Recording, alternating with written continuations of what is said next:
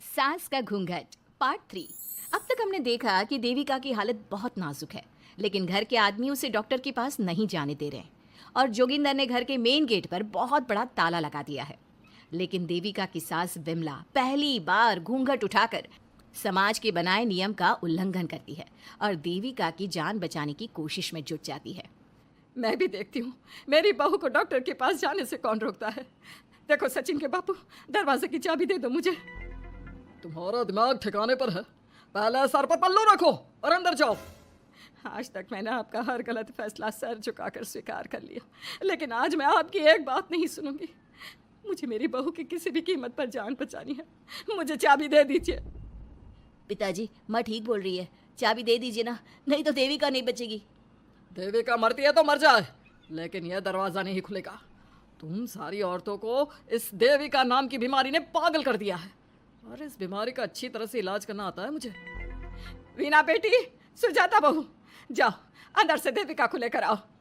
विमला ये बोलकर अपने पति के हाथ से चाबी छीन लेती है। तभी महेंद्र विमला का हाथ पकड़कर चाबी विमला से छीन लेता है। भाभी, घर के मर्दों से टक्कर लेकर आप अच्छा नहीं कर रही हो। ये इस घर के संस्कार नहीं है। महेंद्र की बात सुनकर कम्मू अपने पति के हाथ से चाबी छीनकर कहती है, इस घर के संस्कार क्या है हम अच्छी तरह से जान गए हैं। आज इस घर का दरवाज़ा खुलकर रहेगा और देविका डॉक्टर के पास जाकर रहेगी। भाभी, ये लो दरवाज़ा खोलो। विमला ताला खोल देती है। तभी वीना और सुजाता देविका को लेकर आ जाती हैं। घर की सारी औरतें देविका को लेकर घर से जा रही होती है कि तभी सुजाता का पति मोहन उससे कहता है, सुजाता, तुम देविका को लेकर इस घर से निकल तो रही हो, लेकिन याद रखना, अगर तुमने एक कदम भी बाहर निकाला तो वापस इस घर में मत आना। मैं देविका के साथ अस्पताल भी जाऊंगी और वापस इस घर में भी आऊंगी। देखती हूँ कौन रोकता है मुझे। देखता हूँ कैसे इस घर के अंदर कदम रखती हो और कौन तुम्हारी मदद करता है। कानून मेरी मदद करेगा और कारट के दरवाजे हर नागरिक के लिए खुले हैं। मोहन को अपनी पत्नी से इस तरह बात करता देख कल्याण वीना से कहता है, वीना, तुमने देविका का साथ देकर अच्छा नहीं किया। अगर तुम अभी भी इसके साथ गई तो अपना और मेरा रिश्ता खत्म समझना। मुझे कोई फर्क नहीं पड़ता। तुमने आज तक किया ही क्या है मेरे लिए। तुम खुद घर जमाई बनकर मेरे घर में रह रहे हो। कभी 100 रुपये की साड़ी दिलाई है मुझे? मेरे आने से पहले मेरा घर छोड़कर निकल जाना, समझे?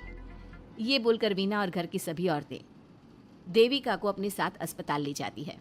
वहाँ जाने के बाद डॉक्टर जल्दी से देविका का चेकअप करता है। चेकअप करने के बाद वो गुस्से से कहता है, ये क्या किया है तुमने? क्या हुआ डॉक्टर साहब?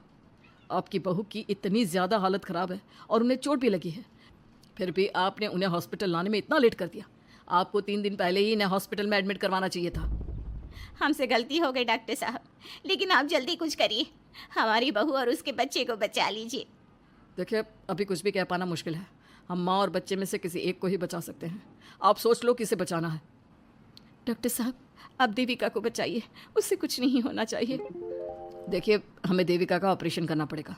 आप इनके पति को बुलाइए, हमें कुछ पेपर पर साइन करवाने हैं। डॉक्टर की बात सुनकर सभी औरतें सोच में पड़ जाती हैं। तभी वीना कहती है, डॉक्टर साहब, इनके पति नहीं आ सकते। ये इनकी सास है विमला देवी, आप इनसे साइन करवा लीजिए। लेकिन पेशेंट की हालत इतनी नाजुक है, इनके पति है कहाँ? वो अपने आदमी होने का धर्म निभा रहा है। पति धर्म के बारे में उसे कुछ नहीं पता। डॉक्टर साहब, वो नहीं आएगा। क्या क्या करना है आप मुझे बताइए। थोड़ी देर बाद डॉक्टर देविका का ऑपरेशन शुरू कर देते हैं। जब वो ऑपरेशन थिएटर से बाहर आते हैं तो कहते हैं, आप लोगों की किस्मत अच्छी है, देविका भी सुरक्षित है और उसका बच्चा भी। डॉक्टर, बेटा हुआ है या बेटी? बेटा हुआ है। सब लोग बहुत खुश होते हैं। कुछ दिन तक देविका उसी हॉस्पिटल में रहती है और उसके ससुराल की औरतों ने उसका बहुत ध्यान भी रखा। अब देविका कुछ हद तक ठीक हो गई। डॉक्टर ने देविका को घर जाने की इजाज़त दे दी, लेकिन सभी सोच में पड़ गए। हम भाभी को घर ले तो जाएं, लेकिन माँ, आपको घर का माहौल पता है ना। देविका भाभी अभी पूरी तरह से ठीक नहीं हुई। भाभी वहाँ आराम नहीं कर पाएंगी और पता नहीं घर के सारे आदमी हमारे साथ क्या करेंगे। माँ, क्या हम डॉक्टर से बात करके देविका को थोड़े दिन और यहाँ नहीं रख सकते? जब वो पूरी तरह से ठीक हो जाएगी तो उसे यहाँ से ले जाएंगे। ये बात सुनकर विमला सोच में पड़ जाती है। तभी कम्मो कहती है, तुम दोनों ठीक कह रही हो, मैं अभी डॉक्टर से बात कर लेती हूँ। कम्मो डॉक्टर से बात कर लेती है और देविका कुछ दिन में बिल्कुल ठीक हो जाती है। देविका अपने बच्चे को गोद में लिए बाकी औरतों के साथ अपने ससुराल जाती है, लेकिन घर के सभी आदमी उन्हें दरवाजे पर ही रोक देते हैं। खबरदार, तुम में से कोई भी औरत अगर घर के भीतर घुसी, अगर तुम घर में कदम रखोगी तो घर अपवित्र हो जाएगा। घर हमारे कदम रखने से अपवित्र नहीं होगा, बल्कि आपकी गंदी सोच की वजह से घर क्या, अरे पूरा समाज अपवित्र हो रहा है। सुजाता, मैंने मना किया था ना घर से बाहर जाने के लिए। अब एक काम कर, जैसे यहाँ आई है वैसे ही यहाँ से सीधा अपने मायके लौट जा। क्यों जी, क्यों चली जाऊँ मैं अपने मायके? मैं जब तक चाहूँ यहाँ रह सकती हूँ। अगर आपने मुझे इस घर में आने से रोका तो मैं आपकी पुलिस में शिकायत कर दूंगी। वीना, इन सब की तरह तुम्हारा भी दिमाग खराब हो गया है। अब मैं तुम्हें बिल्कुल बर्दाश्त नहीं करूँगा।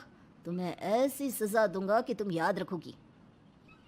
सजा बाद में देना, पहले मेरे घर से बाहर निकलो।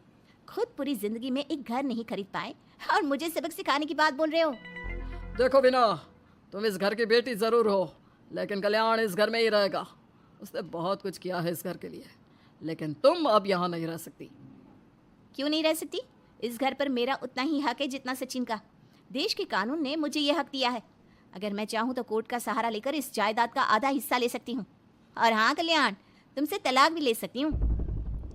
वीना, देविका के साथ रह रहकर तुम्हारा दिमाग भी खराब हो गया है। और कम्मो, मैंने तुमसे कितना मना किया, घर से बाहर मत जाओ, देविका की मदद मत करो, लेकिन तुमने मेरी एक नहीं सुनी। अब तुम इस घर से और मेरी जिंदगी से चली जाओ। ये कदम उठाकर तुमने बिल्कुल अच्छा नहीं किया। ये कदम तो मुझे उस समय उठाना चाहिए था जब मैं माँ बनने वाली थी।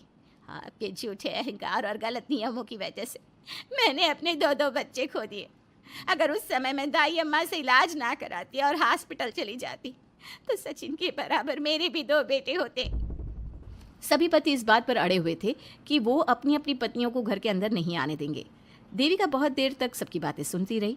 फिर उसने अपने पति से कहा, सचिन, तुम्हारे घर के आदमियों की बात तो मैंने सुन ली, अब तुम बताओ तुम्हारा क्या फैसला है? देविका, मुझे माफ़ कर दो, मैं तुम्हारे लिए कुछ नहीं कर सकता, मैं मजबूर हूँ। मुझे पता था सचिन, तुम्हारा यही जवाब होगा। मुझे अपने आप पर हैरानी है कि मैंने बिना रीढ़ की हड्डी वाले आदमी से प्यार ही क्यों किया, शादी क्यों की। अब मैं आप सबसे बस आखिरी बार पूछ रही हूँ, तुम हमें अंदर आने दे रहे हो या नहीं, या मैं पुलिस को फ़ोन करूँ? देविका, आज तक हमारे गांव में पुलिस ने कभी कदम नहीं रखा और तू हमारे घर के दरवाजे पर पुलिस को लेकर आएगी? तेरी हिम्मत कैसे हुई ये बात करने की? आज तक इन औरतों ने घर से बाहर कदम नहीं निकाला था और 2-4 दिन में तूने इन सबको इनके अधिकार भी याद करा दिए। अब तो तुम बिल्कुल इस घर में नहीं आ सकते। घर की औरतें घर के बाहर खड़ी थी और घर के आदमी घर के दरवाजे पर। उनकी लड़ाई देखकर पूरा गांव इकट्ठा हो गया। देविका को अस्पताल पहुंचाकर घर की औरतों ने काम तो अच्छा किया। इस काम से देविका और उसके बच्चे की जान भी बच गई, लेकिन इनकी जान बचाने की कीमत घर की औरतों को कैसे चुकानी होगी, इसके लिए आपको आने वाला एपिसोड देखना होगा। और हमारे प्यारे दर्शकों, हमें कमेंट करके ज़रूर बताइए कि देविका के साथ बाकी औरतों को क्या करना चाहिए। क्या उन्हें घर के अंदर जाने के लिए संघर्ष करना चाहिए या फिर वो घर छोड़कर चले जाना चाहिए?